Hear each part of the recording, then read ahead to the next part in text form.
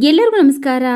Welcome to my channel. ಇವತ್ತು ನಮ್ಮ ಚಾನಲ್ನಲ್ಲಿ ಹೊಸ ವಿಡಿಯೋನ ಅಪ್ಲೋಡ್ ಮಾಡ್ತಾ ಇದ್ದೀನಿ. ಫಸ್ಟು ಸಿಹಿಯಿಂದನೇ ಪ್ರಾರಂಭಿಸೋಣ ಅಂತ. ಮೊದಲನೇದಾಗಿ ನಾನಿಲ್ಲಿ ಮಾವಿನ ಹಣ್ಣಿನ ಕೇಸರಿಬಾತ್ ಯಾವ ರೀತಿಯಾಗಿ ತುಂಬ ಸುಲಭವಾಗಿ ಬಾಯಲ್ಲಿಟ್ಟರೆ ಕರಗುವ ಹಾಗೆ ಮಾಡೋದು ಅಂತ ತಿಳಿಸ್ಕೊಡ್ತಾ ಇದ್ದೀನಿ.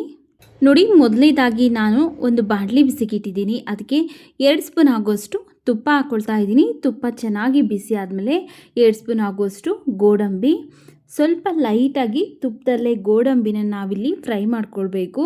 ಲೈಟಾಗಿ ಗೋಡಂಬಿ ಫ್ರೈ ಆದ ನಂತರ ಈಗ ಇದಕ್ಕೆ ನಾವು 2 ಸ್ಪೂನ್ ಆಗೋಷ್ಟು ಒಣಗಿರುವಂತಹ ದ್ರಾಕ್ಷಿ ಹಾಕ್ಕೊಳ್ಬೇಕು. ಫಸ್ಟನ್ನೇ ದ್ರಾಕ್ಷಿ ಗೋಡಂಬಿ ಜೊತೆಗೆ ಹಾಕ್ಬಿಟ್ರೆ ಗೋಡಂಬಿ ಬೇಗ ಫ್ರೈ ಆಗೋದಿಲ್ಲ, ದ್ರಾಕ್ಷಿ ಬೇಗ ಫ್ರೈ ಆಗಿಬಿಡುತ್ತೆ. ಅದರಿಂದ ಸ್ವಲ್ಪ ಗೋಡಂಬಿ ಫ್ರೈ ಆದಮೇಲೆ ನಾವು ದ್ರಾಕ್ಷಿನ ಹಾಕ್ಕೊಂಡು ಫ್ರೈ ಮಾಡ್ಕೊಳ್ಬೇಕು. ನೋಡಿ, ಇಲ್ಲಿ 2 ಸಹ ಚೆನ್ನಾಗಿ ಫ್ರೈ ಆಗಿದೆ. ಈಗ ಇದನ್ನು ಒಂದು ಪ್ಲೇಟಿಗೆ ತೆಗೆದಿಟ್ಕೊಂಡಿದ್ದೀನಿ. ಆನಂತರ ಅದೇ ತುಪ್ಪಕ್ಕೇ 1 ಕಪ್ ರವೆ ಹಾಕ್ಕೊಳ್ತಾ ಇದ್ದೀನಿ. ನಾರ್ಮಲ್ಲಾಗಿ ನಾವು ಉಪ್ಪಿಟ್ಟಿಗೆಲ್ಲ ಬಳಸ್ತೀವಲ್ಲ, ಬಾಂಬೆ ರವೆ ಅಥವಾ ಮೀಡಿಯಮ್ ರವೆ, ಆ ರವೆ ಹಾಕ್ಕೊಂಡು ಸ್ಟವ್ವಿನ ಲೋ ಫ್ಲೇಮಲ್ಲಿ ಇಟ್ಕೊಂಡು ಒಂದು 2 ರಿಂದ 3 ನಿಮಿಷ ಒಳ್ಳೆ ಘಮ ಬರೋವರೆಗೂ ಫ್ರೈ ಮಾಡ್ಕೊಳ್ಬೇಕು. ನಮ್ಮ ಚಾನಲ್ನಲ್ಲಿ ಇದು ಮೊದಲನೇ ವಿಡಿಯೋ. ಇನ್ನಷ್ಟು ಒಳ್ಳೆ ರೆಸಿಪೀಸ್ಗಾಗಿ ನಮ್ಮ ಚಾನಲ್ಗೆ ಸಬ್ಸ್ಕ್ರೈಬ್ ಮಾಡಿ. ಆದಷ್ಟು ನಿಮ್ಮ ಫ್ಯಾಮಿಲಿ ಫ್ರೆಂಡ್ಸ್ಗೆ ಈ ವಿಡಿಯೋನ ಶೇರ್ ಮಾಡಿ ಸಬ್ಸ್ಕ್ರೈಬ್ ಮಾಡ್ಕೊಳ್ಳೋದಕ್ಕೆ ಹೇಳಿ ಸ್ನೇಹಿತರೆ. ನೋಡಿ, ಇಲ್ಲಿ ರವೆ ಹುರ್ಕೊಂಡಾಗಿದೆ. ಇದನ್ನು ಒಂದು ಪ್ಲೇಟ್ಗೆ ಹಾಕಿಟ್ಕೊಳ್ತೀನಿ. ಆ ನಂತರ ಅದೇ ಬಾಣಲಿನೇ ಬಿಸಿಗಿಟ್ಟು ಯಾವ ಕಪ್ಪಲ್ಲಿ ರವೆ ತೊಗೊಂಡಿರಲ್ಲ ಅದೇ ಕಪ್ಪಲ್ಲಿ 1 ಕಪ್ಪು ಹಾಲು ಹಾಕ್ಕೊಳ್ತಾ ಇದ್ದೀನಿ. ಕಾಯಿಸಿ ತಣ್ಣಗಾಗಿರುವಂತಹ ಹಾಲನ್ನು ಸೇರಿಸ್ತಾ ಇದ್ದೀನಿ. ಆ ನಂತರ ಯಾವ ಕಪ್ಪಲ್ಲಿ ಹಾಲು ತಗೊಂಡಿದ್ರಲ್ಲ ಅದೇ ಕಪ್ಪಲ್ಲಿ 2 ಕಪ್ಪು ನೀರನ್ನು ಸೇರಿಸ್ತಾ ಇದ್ದೀನಿ. ಈಗ ಹಾಲು ಚೆನ್ನಾಗಿ ಕುದಿ ಬರಬೇಕು. 1 ಕುದಿ ಚೆನ್ನಾಗಿ ಕುದಿಸಿ ಆನಂತರ ರವೆ ಹಾಕೋದ್ರಿಂದ ಚೆನ್ನಾಗಿ ರವೆ ಎಲ್ಲ ಚೆನ್ನಾಗಿ ಬೇಯುತ್ತೆ ಅಂತ. ಇಲ್ಲಾಂದರೆ ಸರಿಯಾಗಿ ಬೇಯೋದಿಲ್ಲ. ಹಾಲು ಕಾಯಿಸೋದಕ್ಕೆ ಮುಂಚೆನೇ ಹಾಕ್ಬಿಟ್ರೆ ಆದ್ದರಿಂದ ಹಾಲನ್ನ ಚೆನ್ನಾಗಿ ಕಾಯಿಸಿ ಆನಂತರ ರವೆ ಸೇರಿಸಬೇಕಾಗುತ್ತೆ. ನೋಡಿ, ಇಲ್ಲಿ ಹಾಲು ಚೆನ್ನಾಗಿ ಕುದೀತಾ ಇದೆ. ಈಗ ನಾವು ಫಸ್ಟನ್ನೇ ಹುರಿದು ತೊಗೊಂಡಿದ್ರಲ್ಲ ರವೆ, ಆ ರವೆನ ಈಗ ಇದಕ್ಕೆ ಹಾಕ್ಕೊಂಡು ಸ್ಟವ್ವಿನ ನಾವು ಲೋ ಟು ಮೀಡಿಯಮ್ ಫ್ಲೇಮಲ್ಲಿ ಇಟ್ಕೊಂಡು ಕೈ ಬಿಡದೇ ಇರೋ ಥರ ಚೆನ್ನಾಗಿ ಮಿಕ್ಸ್ ಮಾಡ್ತಾ ಒಂದು 2 ನಿಮಿಷ ಚೆನ್ನಾಗಿ ಮಿಕ್ಸ್ ಮಾಡ್ಕೊಳ್ಬೇಕು. ರವೆ ಎಲ್ಲ ಚೆನ್ನಾಗಿ ಬೇಯಬೇಕು. ಆನಂತರ ನಾವು ಸಕ್ಕರೆನ ಸೇರಿಸಬೇಕು.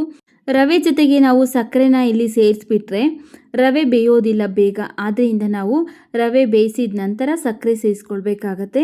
ನೋಡಿ, ಇಲ್ಲಿ ಒಂದು 2 ನಿಮಿಷ ಚೆನ್ನಾಗಿ ಕೈ ಬಿಡದೇ ಇರೋ ಥರ ಚೆನ್ನಾಗಿ ತಿರುಗಿಸ್ಕೊಂಡಿದ್ದೀನಿ. ರವೆ ಎಲ್ಲ ಚೆನ್ನಾಗಿ ಬೆಂದಿದೆ. ಈಗ ಇದಕ್ಕೆ ನಾವು 1 ಕಪ್ಪು ಸಕ್ಕರೆ ಸೇರಿಸ್ತಾ ಇದ್ದೀನಿ. ನೋಡಿಕೊಂಡು ನಿಮ್ಮ ರುಚಿಗೆ ಇನ್ನು ಸ್ವಲ್ಪ ಸ್ವೀಟ್ ಬೇಕು ಅನಿಸಿದ್ರೆ ಇನ್ನೊಂದು 1/4 ಕಪ್ ಆಗೋಷ್ಟು ಸಕ್ಕರೆನ ಸೇರಿಸ್ಕೊಳ್ಳಿ. ಯಾರಿಗೆಲ್ಲ ಸ್ವೀಟ್ ಜಾಸ್ತಿ ಇಷ್ಟ ಆಗೋದಿಲ್ವಲ್ಲ ಅಂಥವ್ರು ಬೇಕಿದ್ರೆ 3/4 ಕಪ್ ಆಗೋಷ್ಟು ಸಕ್ಕರೆನ ಸೇರಿಸ್ಕೊಳ್ಬೋದು. ನಾನಿಲ್ಲಿ 1 ಕಪ್ ಸಕ್ಕರೆ ಸೇರಿಸಿದ್ರೆ ಮೀಡಿಯಮ್ ಆಗಿ ಸ್ವೀಟ್ ಕರೆಕ್ಟಾಗಿ ಇರುತ್ತೆ. ಆ ಕಡೆ ಜಾಸ್ತಿ ಸ್ವೀಟು ಇರೋದಿಲ್ಲ, ಈ ಕಡೆ ಸಪ್ಪೇನೂ ಇರೋದಿಲ್ಲ, ಮೀಡಿಯಮ್ ಅದಕ್ಕಿರುತ್ತೆ. ನೋಡಿ, ಈಗ ಸಕ್ಕರೆ ಎಲ್ಲ ಚೆನ್ನಾಗಿ ಮಿಕ್ಸ್ ಮಾಡಿ ಸ್ಟವ್ವಿನ ಲೋ ಫ್ಲೇಮಲ್ಲಿ ಇಟ್ಟು ಒಂದು 2 ರಿಂದ 3 ನಿಮಿಷ ಮುಚ್ಚಿ ಬೇಯಿಸ್ಕೊಂಡಿದ್ದೀನಿ. ಈಗ ರವೆ ಸಕ್ಕರೆ ಎಲ್ಲ ಹದವಾಗಿ ಬೆಂದಿದೆ. ನೋಡಿ, ಒಂದಕ್ಕೊಂದು ಪರ್ಫೆಕ್ಟಾಗಿ ಕೂಡ್ಕೊಂಡಿದೆ. ಈಗ ಇದಕ್ಕೆ ನಾವು ಮತ್ತೆ ಒಂದು 2 ಸ್ಪೂನ್ ಆಗೋಷ್ಟು ತುಪ್ಪ ಸೇರಿಸ್ತಾ ಇದ್ದೀನಿ. ತುಪ್ಪ ಹಾಕ್ಕೊಂಡಾದಮೇಲೆ ಚೆನ್ನಾಗಿ ಹಣ್ಣಾಗಿರುವಂತಹ ಮಾವಿನ ಹಣ್ಣಿನ ತಿರುಳನ್ನ ಈ ರೀತಿ ಕಟ್ ಮಾಡಿ ಸೇರಿಸ್ತಾ ಇದ್ದೀನಿ. ಆನಂತರ ಫುಡ್ ಕಲರ್ 1 ಚಿಟಿಕೆ ಆಗೋಷ್ಟು ಹಾಕ್ಕೊಳ್ತಾ ಇದ್ದೀನಿ. ಯೆಲ್ಲೋ ಫುಡ್ ಕಲರ್ ಹಾಕ್ಕೊಳ್ತಾ ಇದ್ದೀನಿ. ನೀವು ಬೇಕು ಅಂದರೆ ಫುಡ್ ಕಲರ್ನ ಹಾಕ್ಕೊಳ್ಳಿ ಅಥವಾ ಬೇಡ ಅಂದರೆ ಸ್ಕಿಪ್ ಮಾಡ್ಕೊಳ್ಬೋದು. ನಿಮ್ಮ ಹತ್ರ ಕೇಸರಿ ದಳ ಇದ್ದರೆ ಅದನ್ನು ಹಾಲಲ್ಲಿ ನೆನೆಸ್ಬಿಟ್ಟು ಅದನ್ನು ಸಹ ಸೇರಿಸ್ಕೊಳ್ಬೋದು. ಆಪ್ಷನಲ್ ಬೇಕು ಅಂದರೆ ಫುಡ್ ಕಲರ್ನ ಹಾಕ್ಕೊಳ್ಬೋದು, ಬೇಡ ಅಂದರೆ ಸ್ಕಿಪ್ ಮಾಡ್ಕೊಳ್ಬೋದು.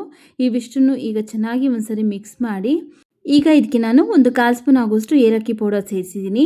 ತುಪ್ಪದಲ್ಲೇ ಹುರ್ಕೊಂಡಿರುವಂತಹ ದ್ರಾಕ್ಷಿ ಗೋಡಂಬಿ ಹಾಕ್ಬಿಟ್ಟು ಇವಿಷ್ಟನ್ನು ಈಗ ನಾವು ಚೆನ್ನಾಗಿ ಮಿಕ್ಸ್ ಮಾಡ್ಕೊಳ್ಬೇಕು. ನೀವು ಮಾವಿನ ಹಣ್ಣು ಹಾಕಬೇಕಾದ್ರೆ ತುಂಬ ಹುಳಿ ಇರುವಂತಹ ಮಾವಿನ ಹಣ್ಣನ್ನು ಹಾಕ್ಕೊಳ್ಬೇಡಿ. ತುಂಬ ಚೆನ್ನಾಗಿ ಸ್ವೀಟ್ ಇರುವಂತಹ ಮಾವಿನ ಹಣ್ಣನ್ನು ಹಾಕ್ಕೊಡ್ರೆ ರುಚಿ ಚೆನ್ನಾಗಿರುತ್ತೆ. ನೋಡಿ, ಈಗ ಚೆನ್ನಾಗಿ ಮಿಕ್ಸ್ ಮಾಡ್ಕೊಂಡಾಗಿದೆ. ಈಗ ಇದು ರೆಡಿ ಆಗಿದೆ. ಸ್ಟವ್ ಆಫ್ ಮಾಡ್ಕೊಳ್ತಾ ಇದ್ದೀನಿ. ನೋಡಿದ್ರಲ್ಲ ಯಾವ ರೀತಿಯಾಗಿ ಬಾಯಲ್ಲಿಟ್ಟರೆ ಕರಗುವಂತಹ ಮಾವಿನ ಹಣ್ಣಿನ ಕೇಸರಿಬಾತ್ ಯಾವ ರೀತಿ ಮಾಡೋದು ಅಂತ. ವಿಡಿಯೋ ಇಷ್ಟ ಆಗಿದ್ರೆ ವಿಡಿಯೋಗೆ ಲೈಕ್ ಮಾಡಿ, ವಿಡಿಯೋವನ್ನು ಶೇರ್ ಮಾಡಿ. ಮತ್ತಷ್ಟು ಈಸಿ ರೆಸಿಪೀಸ್ಗಾಗಿ ನಮ್ಮ ಚಾನಲ್ಗೆ ಸಬ್ಸ್ಕ್ರೈಬ್ ಮಾಡಿ ಸಪೋರ್ಟ್ ಮಾಡಿ ಸ್ನೇಹಿತರೆ.